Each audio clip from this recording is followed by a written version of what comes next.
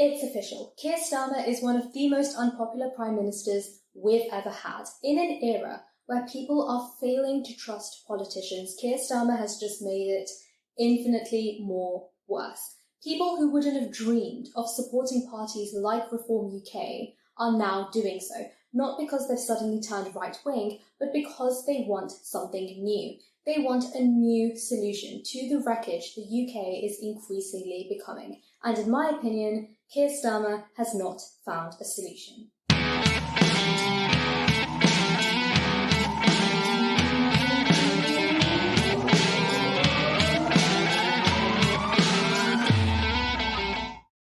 Hello everybody and welcome to the first episode of The State of the Debate. I am so excited to be here and thank you so much for watching or listening to this. We're going to be talking about Keir Starmer's first year as the Prime Minister of the UK under this current UK Labour government. It's been 1 year today since Keir Starmer entered 10 Downing Street with just over 30% of the vote. He promised change. He said that things would only get better. But looking at the priorities of the British people and the policies of the current Labour government, I'm not seeing that. You and I, we may disagree on what makes him a failure as a leader exactly, but I think that we can all agree that he's not particularly popular with this community or with the wider public. I actually had to re-record this episode because so much has happened in the past week, and I'm actually kind of happy that I did because I was dripping recording that episode in 35 degrees Celsius heat, or that's nearly 100 degrees Fahrenheit. But you know what else happens when the temperature increases? So do the boat crossings. Let's talk about illegal immigration, or irregular immigration, as some of you may call it.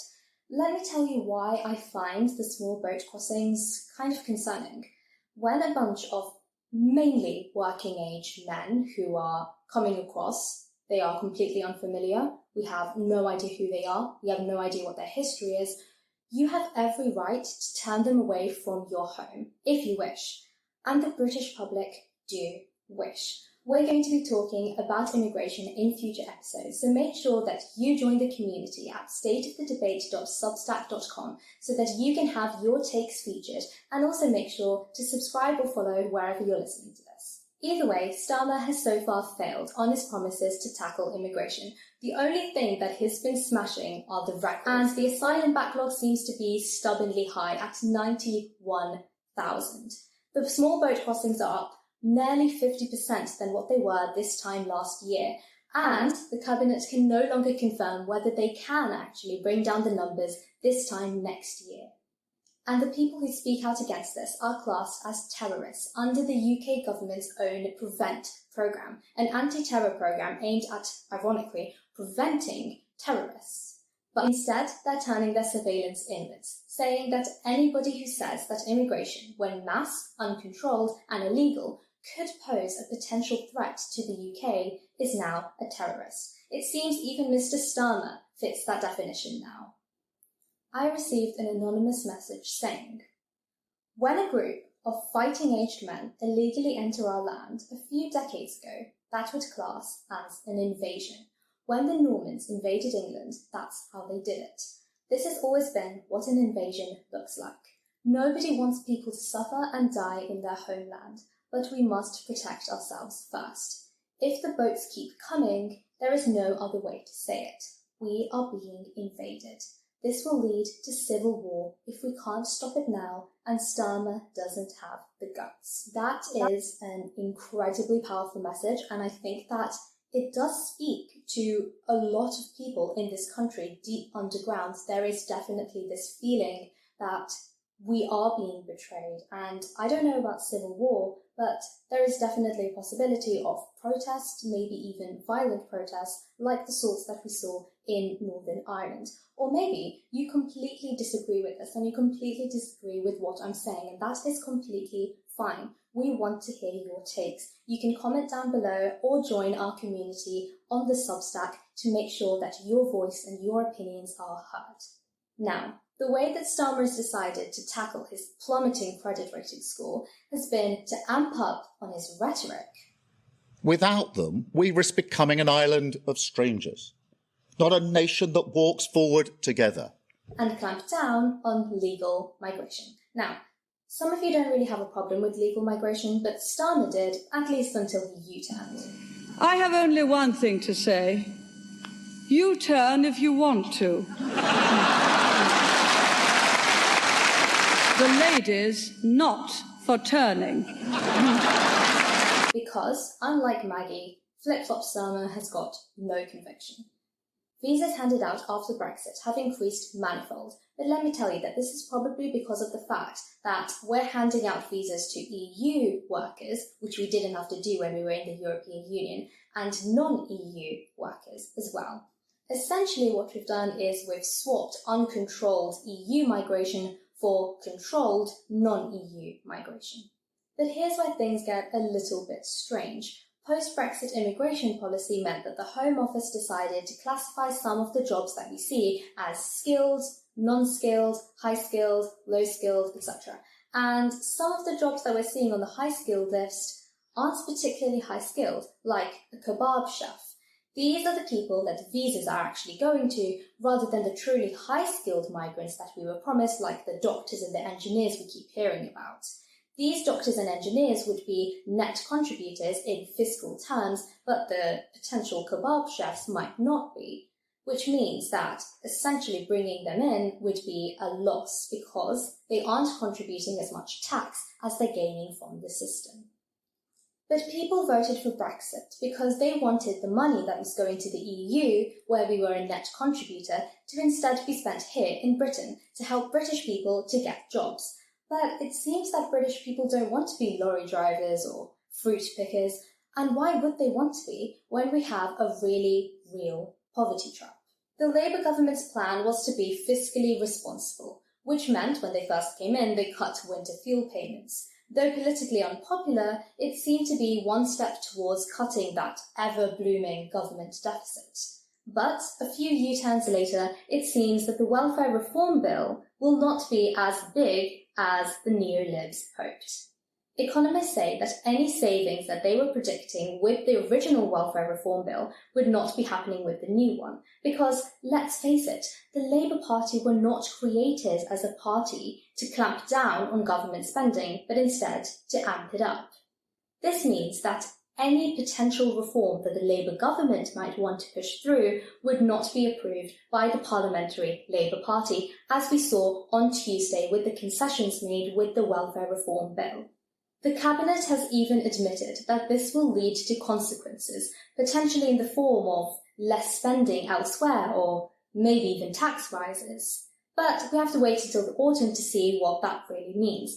Maybe you think that the new welfare reform bill is actually a pretty good thing compared to the old one, and if you do, let us know on the Substack or down in the comments section below. Personally, I think that something has to be done about welfare payments like the Personal Independence Payment, otherwise known as PIP. There are 1,000 new claimants daily, meaning that there are nearly 4 million people claiming PIP as of April 2025.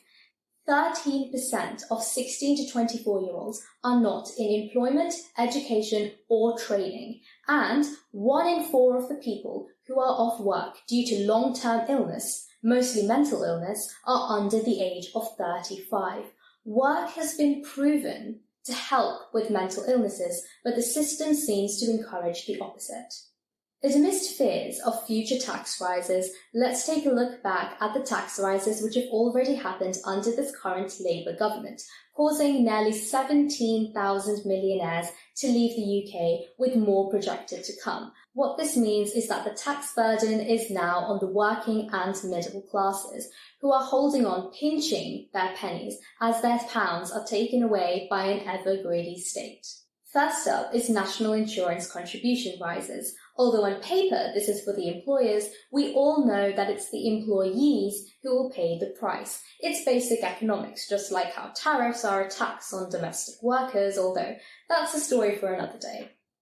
At a time when British high streets are very clearly struggling, except for the slightly suspicious number of barbershops we have, you would have thought that the Labour government would be helping them flourish, especially because of one of their goals of economic growth. But instead, they're being hounded with more tax, I guess they tried to warn us. And with that very bloated welfare bill, taxes are probably going to rise, and this would actually harm the Labour government's goal for economic growth, because people will be predicting that the taxes will be rising, and so they will choose to save money instead of spending it. Spending money is what causes economic growth. Saving doesn't. Another way that you can potentially cause long-term economic growth is by improving the quality of labour.